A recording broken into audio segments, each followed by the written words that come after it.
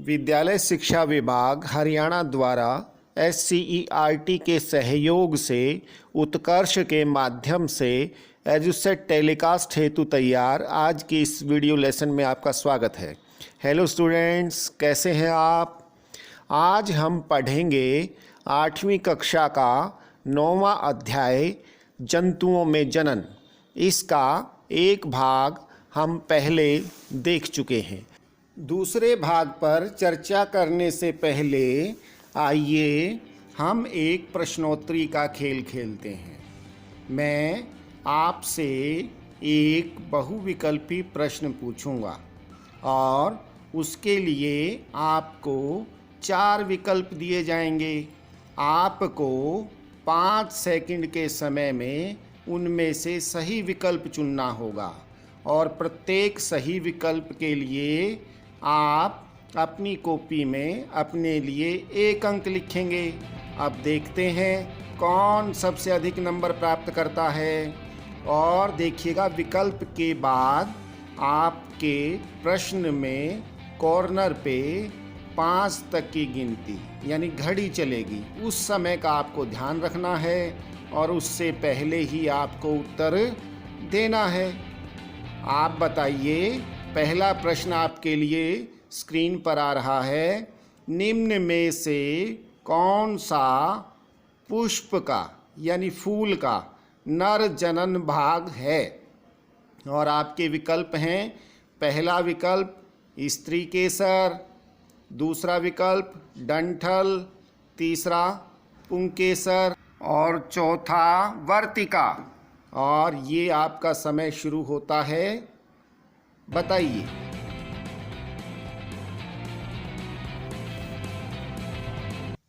आपका समय समाप्त हुआ।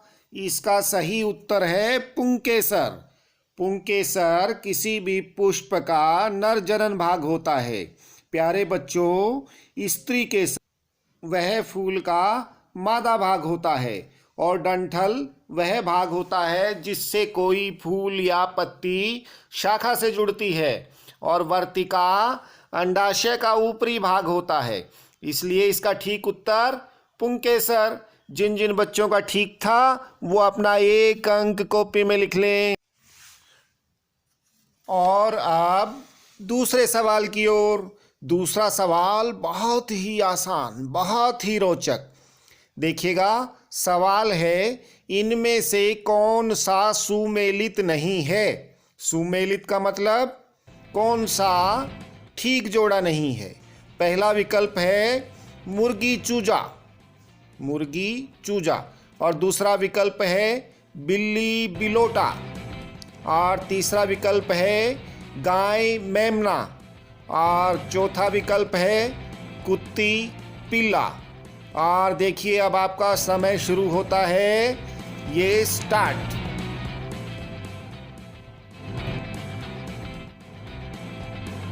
वेरी गुड, बहुत अच्छे, बहुत आसान सवाल था। प्यारे बच्चों, देखिए, इसमें एक पशु या पक्षी है और दूसरा उसका बच्चा। मुर्गी, मुर्गी के बच्चे को बोलते हैं चूजा, छोटा सा बच्चा। बिल्ली का बिलोटा, कुत्ती का पिल्ला। गाय के बच्चे का क्या लिखा हुआ है? मेमना। जबकि गाय के बच्चे को क्या बोलते हैं? बछड़ा। इसलिए ये सुमेलित नहीं है। इसका उत्तर क्या हुआ? तीसरा, गाय मेमना। और अब अगला सवाल, वो भी इसी प्रकार से बिल्कुल आसान, बिल्कुल रोचक।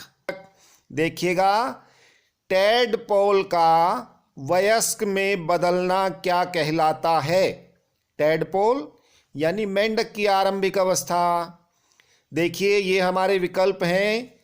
कायांतरण पहला विकल्प, दूसरा है निषेचन, तीसरा है प्रजनन, चौथा है निर्मोचन। और आपका समय शुरू होता है अब। सोचिए। वेरी गुड, बहुत अच्छा। टैडपोल का वयस्क में बदलना कायांतरण कहलाता है। प्यारे बच्चों, इसमें आकृति में बहुत ज़्यादा परिवर्तन होता है, इसलिए इसका पहला विकल्प ठीक। और जबकि निषेचन, प्रजनन, निर्मोचन तो अलग विधियां हैं। और कायांतरण आपको याद होगा कि ये लार्वा इल्ली में बिल्कुल उसकी आकृति बदल जाती है, इसको हम कायांतरण कहते थे। मेंढक का जीवन चक्र ध्यान है ना आपको।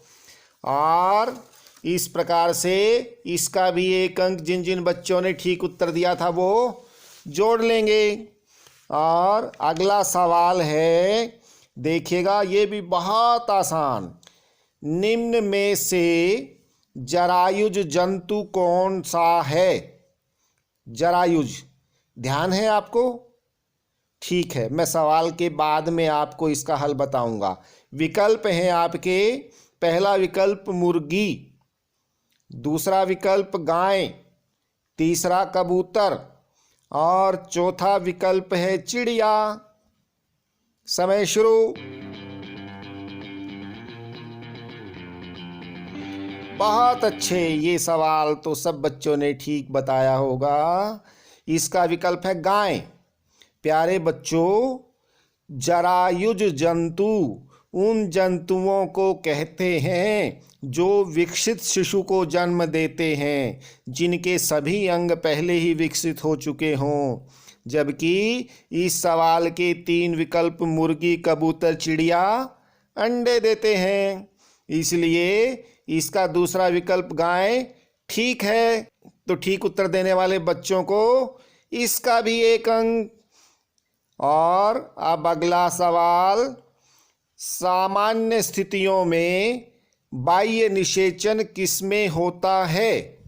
सामान्य स्थितियों में, असामान्य स्थितियों की बात नहीं है। सामान्य स्थितियों में जंतुओं में किस किस में बाह्य निषेचन होता है? पहला विकल्प है मेंढक, दूसरा कुत्ता, तीसरा मानव और चौथा विकल्प है बिल्ली। और ध्यान से सोचिए, आपका समय शुरू।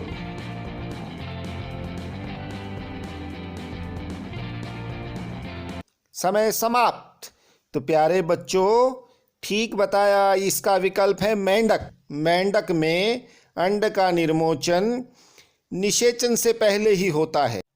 और इस सवाल के बाकी जो विकल्प हैं, कुत्ता, मानव, बिल्ली, उनमें तो पूर्ण विकसित शिशु का जन्म होता है, निषेचन पहले ही हो चुका होता है। तो प्यारे बच्चों, जिनके उत्तर ठीक थे वो अपना 1 अंक जोड़ लेंगे। उम्मीद है आप इस प्रश्नोत्तरी में आनंद ले रहे होंगे। तो आइए अगला सवाल, वृषण द्वारा उत्पन्न युग्मक को क्या कहते हैं? वृषण नर जननांग है ये। और इसके विकल्प हैं, पहला विकल्प परागकण और दूसरा विकल्प है डिंब, तीसरा विकल्प है परमाणु और चौथा विकल्प है शुक्राणु। और अब आपका समय शुरू।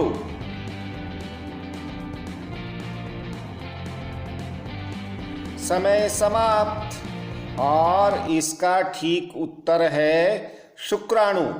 प्यारे बच्चों, परागकण तो फूल में होते हैं, पौधों में, और डिंब होता है मादा जननांग से निकलने वाला अंडाणु, और परमाणु का इससे कोई संबंध नहीं है, इसलिए इसका उत्तर हुआ शुक्राणु।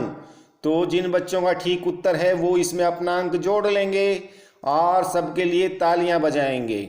और अगला सवाल है, सामान्य मानव यानी नर मानव में, पुरुष में वृषण कितने होते हैं? बहुत आसान सवाल है। और इसके विकल्प हैं 1 जोड़ा यानी 2 जोड़े यानी 4, केवल 1, और चौथा विकल्प है कह नहीं सकते, कम ज़्यादा हो सकते हैं। और आपका समय शुरू।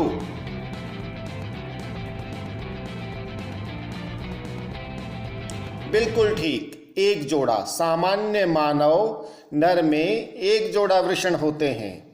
और बहुत अच्छा, आप बहुत अच्छा प्रश्नों के उत्तर दे रहे हैं। आपने इस विषय को समझा है।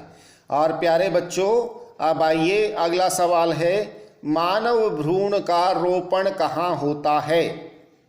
भ्रूण यानी निषेचित युग्मनज, उसका रोपण कहाँ होगा निषेचन के पश्चात? और आपके विकल्प हैं गर्भाशय में, अंडवाहिनी में, वृषण में, अंडाशय में। और आपका समय शुरू।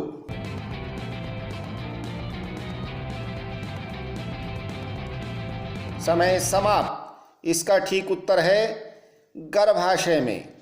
मानव का जो अंड होता है, युग्मनज होता है, निषेचन के पश्चात उसका रोपण गर्भाशय में होता है। और अगला प्रश्न है और अंतिम प्रश्न, इसके बाद हम एक विषय पर चर्चा करेंगे। जंतुओं में जनन कितने प्रकार का होता है? और पहला विकल्प है उत्तर का 1, दूसरा विकल्प है 6, तीसरा विकल्प है 2 और चौथा विकल्प है अनगिनत, अनेकों प्रकार का। आपका समय शुरू।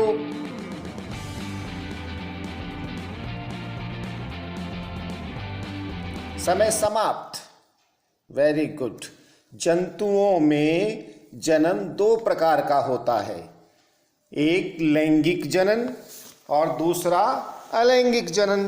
प्यारे बच्चों, लैंगिक जनन में 2 जंतु, 2 जीव भाग लेते हैं और अलैंगिक जनन में केवल एक ही जंतु, एक ही जीव भाग लेता है। तो प्यारे बच्चों, उम्मीद है आप सबके सारे उत्तर ठीक रहे होंगे और सभी विजेता, तो सबके लिए जोरदार तालियां। और अब चर्चा करते हैं अलैंगिक जनन के बारे में। प्यारे बच्चों, जिस प्रकार से लैंगिक जनन में 2 जीवों की आवश्यकता होती है, अलैंगिक जनन में वैसा नहीं होता।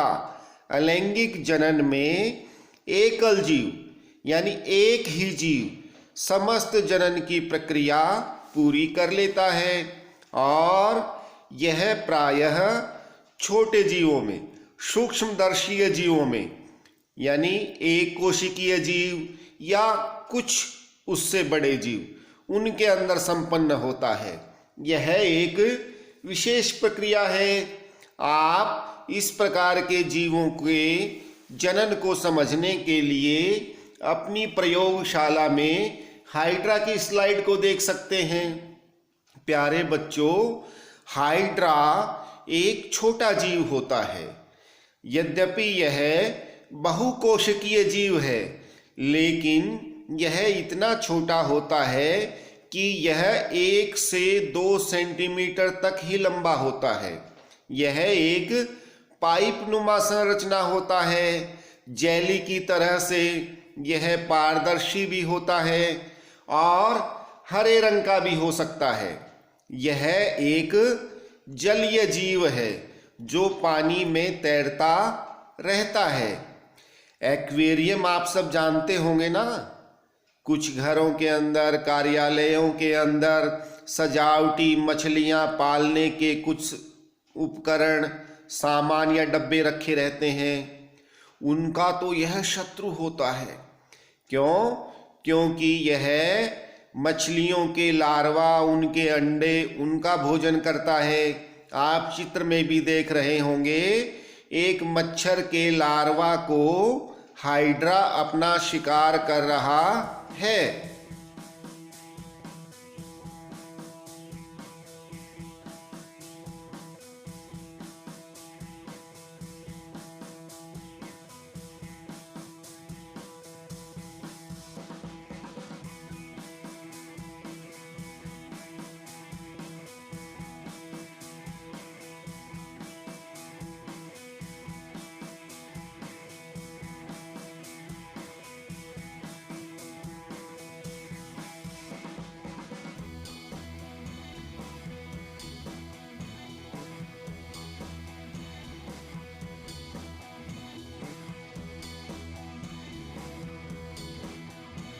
इसका सारा शरीर एक छोटी पाइप नुमा संरचना है।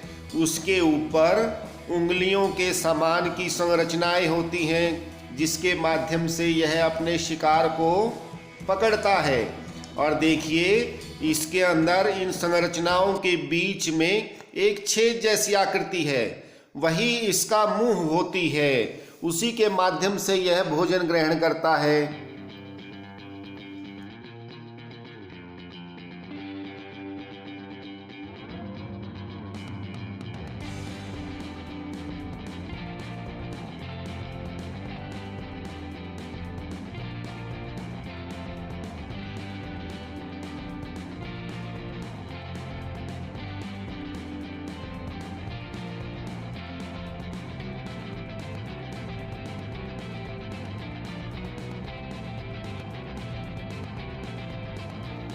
जैसे ही इसका शिकार इसके पास आता है, उंगली नुमा संरचनाएं उसको जकड़ती पकड़ती हैं और उनके बीच से इसकी मुख की आकृति उभरती है और यह अपने शिकार को उसमें ले जा करके फंसा लेता है, अपने शरीर में ले जाता है।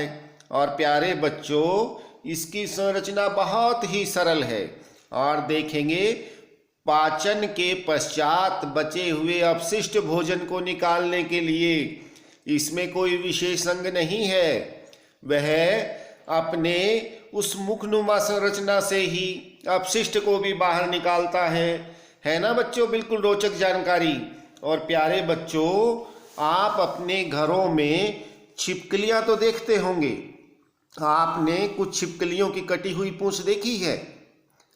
जब भी छिपकली को खतरे की अनुभूति होती है, उसे डर लगता है, वह अपनी पूंछ को अपने आप काट करके फेंक देती है।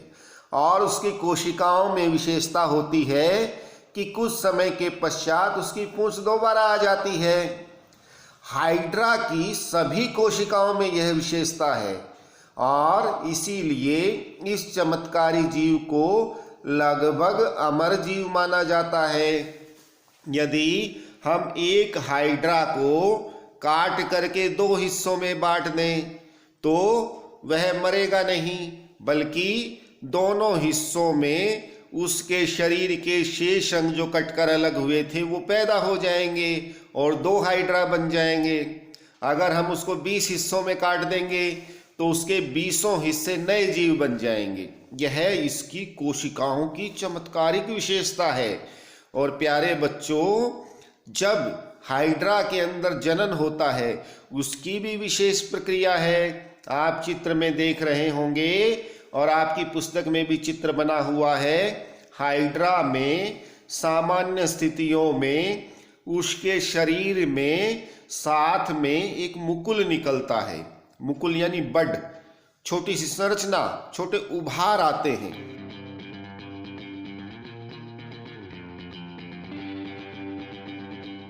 और धीरे धीरे वो उभार विकास पा करके नए जीव जैसे हो जाते हैं और कुछ समय के बाद वह जीव अलग हो करके स्वतंत्र हाइड्रा के रूप में हो जाता है। और यह एक ही जीव के द्वारा बिना किसी दूसरे सहयोगी साथी के जनन की प्रक्रिया पूर्ण करने के कारण अलैंगिक जनन की प्रक्रिया है और इस विधि को मुकुलन कहते हैं। ठीक है बच्चों, रह जाएगा ध्यान आपको, हाइड्रा में जनन मुकुलन के द्वारा होता है। प्यारे बच्चों, हमारा संसार जैव विविधताओं से भरा हुआ है। अमीबा भी इसी प्रकार का एक विशेष जीव है, विचित्र जीव है। यह एक बहुत छोटा जीव है। यह एक कोशिकीय जंतु है, एक कोशिकीय जीव है।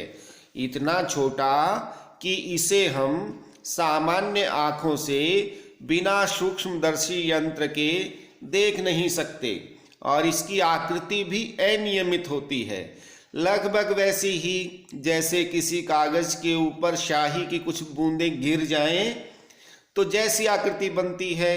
वैसी ही अनियमित कुछ भी संरचना इसकी हो सकती है और कोशिका की तरह से ही इसमें एक केंद्रक होता है।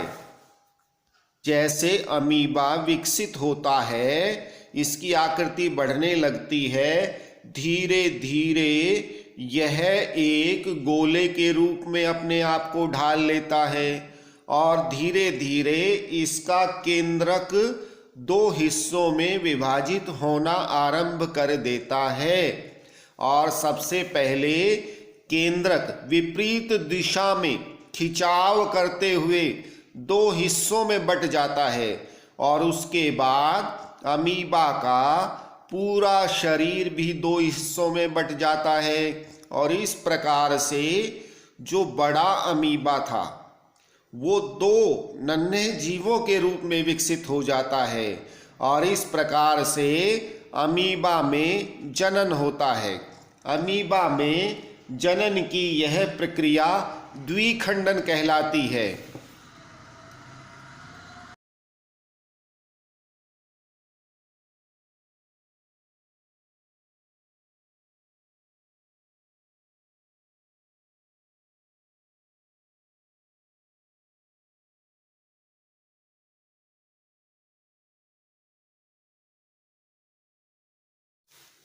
द्विखंडन जैसा नाम से ही स्पष्ट है, इसमें पूरा जीव दो खंडों में विभक्त हो जाता है, यानी एक जीव से दो नए जीव बन जाते हैं, एक अमीबा से दो नए।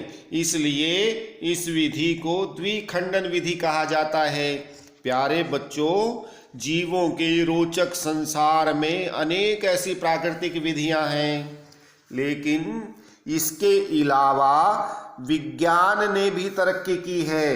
उसने भी अपने हिसाब से, वैज्ञानिकों ने नए जंतुओं को उत्पन्न करने में सफलता पाई है। आपने क्लोनिंग के बारे में सुना होगा। इसके अंदर कृत्रिम रूप से जीव को जन्म दिया जाता है। वैसे इस प्रक्रिया को नैतिक रूप से सरकारों द्वारा रोका गया है, लेकिन कृत्रिम रूप से किसी जीव को उत्पन्न करने में सबसे पहले इयान विल्मट और उनके सहयोगियों ने एडिनबर्ग, स्कॉटलैंड के रोजलिन इंस्टीट्यूट में सफलता पाई थी। उन्होंने सबसे पहले एक भेड़ की क्लोनिंग की थी और उन्होंने क्या किया था, एक मादा भेड़ की स्तन ग्रंथि से एक कोशिका ली और एक दूसरी भेड़ भी, उसकी एक अंड कोशिका एकत्रित की गई और इस अंड कोशिका से उसके केंद्रक को हटा दिया गया। केंद्रक हटाने के बाद जो कोशिका बची, क्योंकि केंद्रक तो किसी भी कोशिका का महत्वपूर्ण भाग होता है, उसके बाद जो कोशिका बची केंद्र विहीन, बिना केंद्रक की, उसके अंदर उन्होंने दूसरी भेड़ की ग्रंथि से लिए गए कोशिका के केंद्रक को स्थापित कर दिया। इस प्रकार से एक नई कोशिका तैयार हुई, यानी केंद्रक दूसरी कोशिका का और शेष भाग पहली कोशिका के, और इस प्रकार से उस कोशिका का बाह्य कृत्रिम निषेचन करते हुए एक सामान्य भेड़ के उसके गर्भाशय में उसको स्थापित कर दिया गया और बाद में उस भेड़ के द्वारा एक स्वस्थ शिशु को जन्म दिया गया और यह भेड़ बिल्कुल स्वस्थ थी। इसके अंदर जो लक्षण पाए गए वह उसकी माँ भेड़ के समान न हो करके उस भेड़ के समान थे जिसका केंद्रक लिया गया।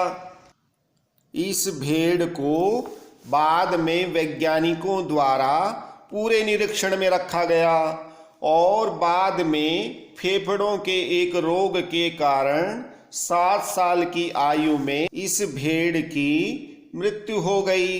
प्यारे बच्चों, इस भेड़ का नामकरण उस समय की प्रख्यात गायिका डॉली के नाम पर रखा गया था।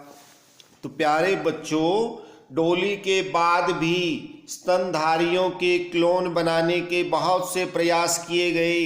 डॉली की मां की कोशिकाओं से ही इसी प्रकार की और कई भेड़ों को जन्म दिया गया, उनके क्लोन किए गए। और प्यारे बच्चों, सभी बिल्कुल इस प्रकार से समरूप थी कि उन्हें पहचानना मुश्किल हो जाता था। सभी की शक्ल, गुण, लक्षण बिल्कुल एक जैसे थे। लेकिन प्यारे बच्चों, क्लोनिंग के द्वारा जितने भी जीव उत्पन्न हुए उनके अंदर शारीरिक विसंगतियां थीं।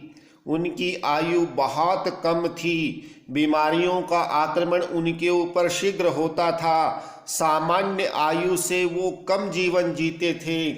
इसलिए प्रयोगशाला के अतिरिक्त क्लोनिंग की विधि को अधिकांश देशों द्वारा प्रतिबंधित कर दिया गया। उम्मीद है बच्चों यह विषय आपको स्पष्ट हो गया होगा।